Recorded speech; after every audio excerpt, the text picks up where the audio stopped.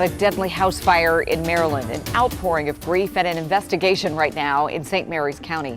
That's where a Naval District of Washington firefighter died this morning when a burning home collapsed on him. Yeah, first responders throughout the region shared their shock, turning out by the dozens for the procession, escorting the body of the firefighter from Leonardtown all the way to the Maryland Medical Examiner's office in Baltimore.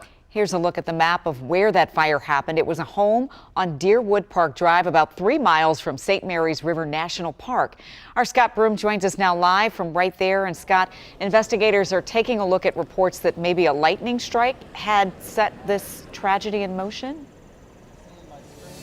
There are no firm findings, but that is one of the possibilities they're looking at. This fallen professional Navy firefighter was a firefighter at the nearby Pax River Naval Air Station, not far from here, which responded off base to back up local volunteers who were first called to this address about 5 o'clock this morning to battle a house fire here at the Chestnut Hills subdivision outside Leonardtown.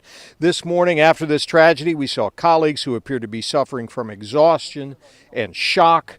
Homeowner Richard McNeil said his adult daughter heard a huge bang, and McNeil and his wife and daughter fled the burning house. They thought lightning had struck. There were no pets or other people left behind, but regardless, at least 2 firefighters went inside. McNeil said he thought they might have been looking for somebody. He wasn't sure because he knew everybody was out.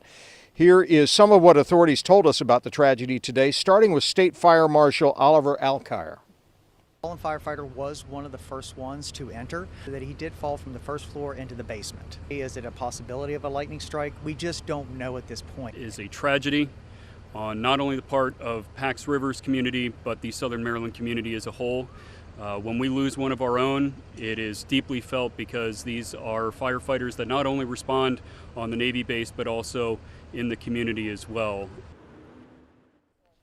That's Patrick Gordon. He's a spokesperson at Pax River. The Naval District of Washington firefighters are civilian employees of the Navy. The Navy has not released the firefighter's identity. A volunteer firefighter from St. Mary's County also injured during all this. He was evacuated to a hospital for treatment.